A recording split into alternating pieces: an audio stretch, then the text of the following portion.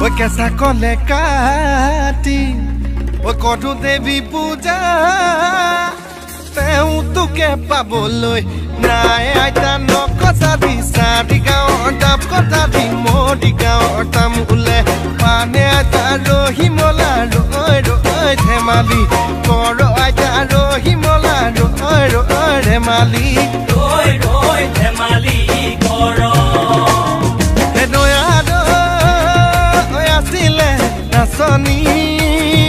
নাছিলে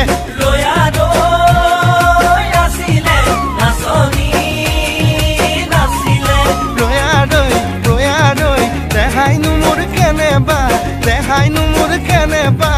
কৰে